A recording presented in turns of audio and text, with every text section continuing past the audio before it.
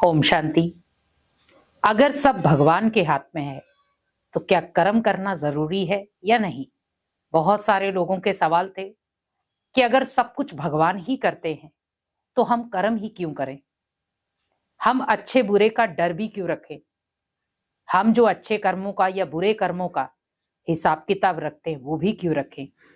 क्योंकि भगवान को जो मंजूर होगा भगवान वही करेगा हमारे साथ।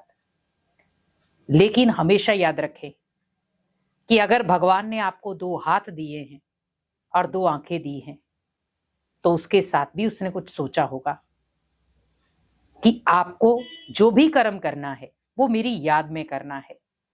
भगवान के कहने का तात्पर्य था कि बच्चे, आपको जो कर्म करना है वो मेरी याद से करोगे तो उसका फल आपको अच्छा मिलेगा। लेकिन अगर आप मेरी याद के बिना कोई कर्म करोगे तो वो जरूर पाप कर्म बन जाएगा। और ये आपने कई बार देखा होगा।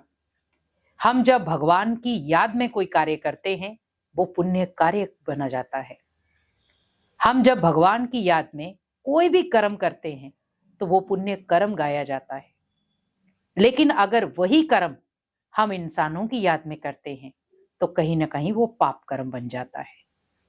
आज अगर घर में भी अगर कोई आप शुभ कार्य कर रहे हैं तो सबसे पहले आप किसको ध्यान में रखते हैं? भगवान को, कि भगवान आप उस कार्य में मेरी मदद करना।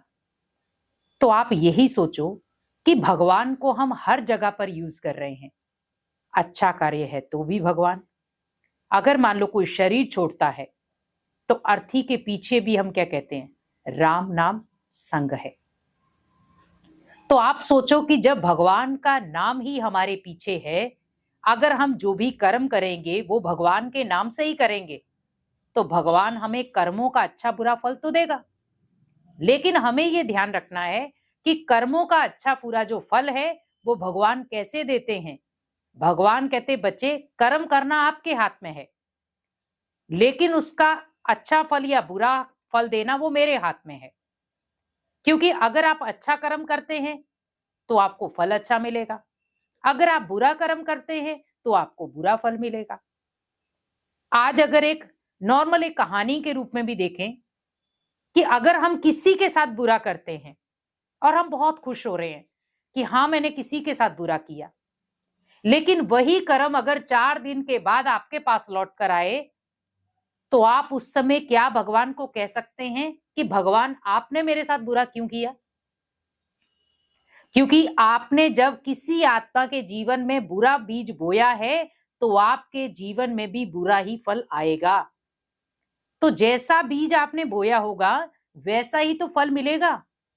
अगर बीज आपने अच्छा बोया होगा तो फल भी आपको अच्छा मिलेगा। जो जैसा कर्म करता वैसा फल पाता, यह आपने सुना तो होगा। तो भगवान हमें ओनली उनका हिसाब किताब देता है। हम अच्छा कर्म करते हैं तो पुण्य का खाता जमा, बुरा कर्म करते हैं तो पाप का खाता जमा। लेकिन आज हमें इतनी समझ है कि बुरे कर्मों का हिसाब किताब कैसे मिलता और अच्छे कर्मों का हिसाब किताब कैसे मिलता। क्योंकि अच्छे कर्मों से हम बहुत सारी परिस्थितियों में अपने आप को सेफ बना सकते हैं, लेकिन बुरे कर्मों में परिस्थितियां आएंगी जरूर पर हम अपने आप को सेफ नहीं रख सकते। और आज आप देखें कि जैसे कार का एक्सीडेंट हुआ, बहुत भयानक एक्सीडेंट था वो, लेकिन जो अंदर मेंबर बैठे हुए थे वो सारे के सारे सेफ और गाड़ी टू मच टूट गई। तो ये क्या था? ये था उन 5 आत्माओं का या 2 या जो भी गाड़ी के अंदर बैठी थी, उनके पुण्य कर्मों ने उनका उस समय साथ दिया। सुख साधन ने साथ नहीं दिया उनका, उस समय उनके पुण्य कर्मों ने साथ दिया। तो वही सोचो, जब हम वहां पर एक पाप कर्म जमा करते हैं तो कई बार छोटा सा टक्कर भी पूरे घर को तबाह कर देता है। तो यह है पुण्य कर्मों की शक्ति और पाप कर्मों का बोझ। क्योंकि पुण्य कर्म आप किसी भी हालत में कमा सकते हैं, लेकिन पाप कर्म कई बार हम अनजाने में कर जाते हैं।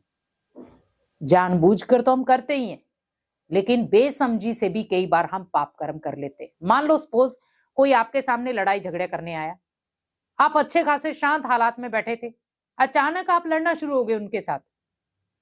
तो आप सोचो, जब आप अचानक उनके साथ लड़ना शुरू हो गए, उससे हाथापाई करना शुरू हो गए, मारपीट करना शुरू हो गए, लड़ाई कहां की कहां पहुंच गई। और कई बार लड़ाई इतनी मर्यादा से बाहर पहुंच जाती है कि सिर्फ हाथ में लगती है सजा।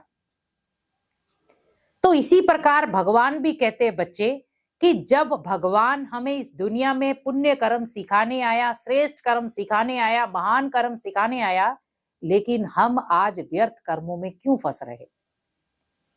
हम अगर जब एक एक स्टेप में अगर व्यर्थ कर्म लेंगे, पाप कर्म लेंगे, तो कहीं ना कहीं पुण्य का खाता कमजोर हो जाएगा।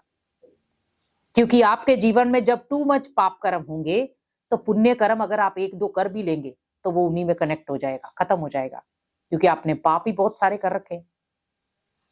तो हमेशा याद रखें कि जो पुण्य कर्मों का सुरक्षा कवच है वो इंसान को पाप कर्मों से बचा देता है। तो हमें इस समय क्या करना है, पुण्य कर्म करना है ताकि भगवान आपका साथी बन सके, और पाप कर्मों को अपने जीवन से मिटाना है ताकि भगवान जो हमें कर्मों की सजा देगा उससे हम बच सके। क्योंकि कर्मों की सजा भी हमें यही मिलेगी और पुण्य कर्मों का फल भी हमें यही मिलेगा। लेकिन जो हम कहते हैं कि अगर सब कुछ भगवान ही करता है तो हम कर्म क्यों करें, तो भगवान हमें सिर्फ इतना कह रहा है कि बच्चे मेरी याद से कर्म करो, ताकि वो याद आपको पुण्य कर्म सिखाए, वो याद आपको महान कर्म सिखाए, और वो याद आपको श्रेष्ठ कर्म करना सिखाए। क्योंकि जो देवताओं ने कर्म किए तभी वो दिव्य गुणों वाले बने। तो वैसे ही मुझे दिव्य गुण अपने अंदर धारण करने हैं और भगवान से ब्लेसिंग लेनी है, और पुण्य कर्मों को अपना सुरक्षा कवच बनाना है, ताकि भगवान भी आपका हर पल का साथी बन सके। ओम शांति।